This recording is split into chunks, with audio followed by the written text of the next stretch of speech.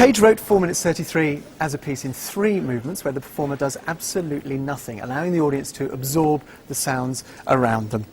Everyone experiencing the piece in a different way, therefore, because we all hear things in a different way. Tonight the piece is being presented in a full orchestral version conducted by Lawrence Foster. He's going to give a downbeat to each of the 3 movements. He'll turn pages when he needs to, and of course the orchestra will remain silent, we hope, throughout the piece.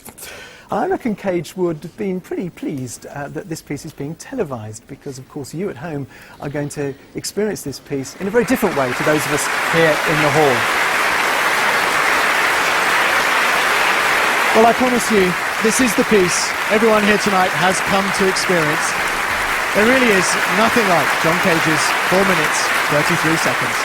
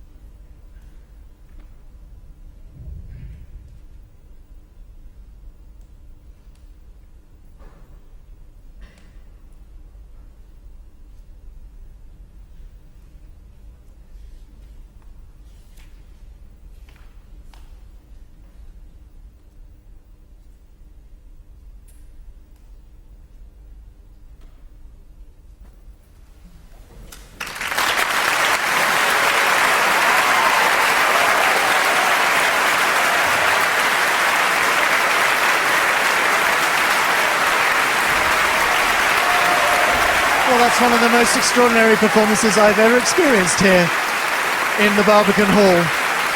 4 minutes and 33 seconds by John Cage. And by the way, those of you with stopwatches, and there are many of you out there, I know, 4 minutes and 33 was the amount of performance time we heard.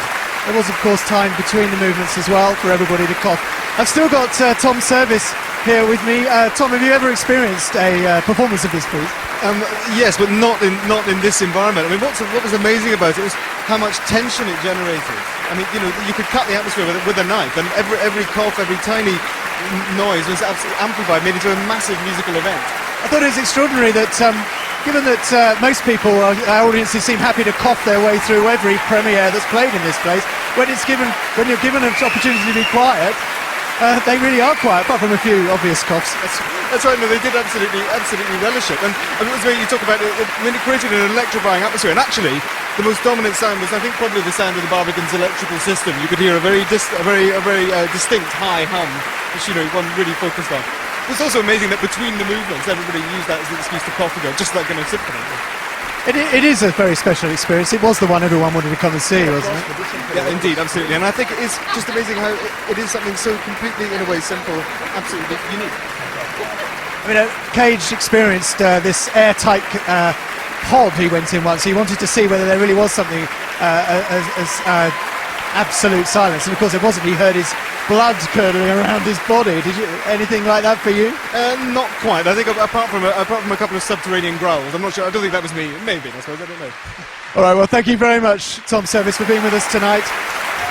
There are a lot more events, of course, taking place during this Composer Weekend dedicated to John Cage. Performances taking place not just here in the Barbican, but also in the foyers, the Barbican Conservatory, St Giles Cripplegate and LSO St Luke's. A maelstrom of concerts, talks, films and happenings over the next couple of days, much of which you can hear over on BBC Radio 3. Well, Cage said everything we do is music, with that thought in mind. It brings us to the end of this concert by the BBC Symphony Orchestra, exploring Cage in his American context. So from me, Tommy Pearson, at the Barbican Centre in London, good night.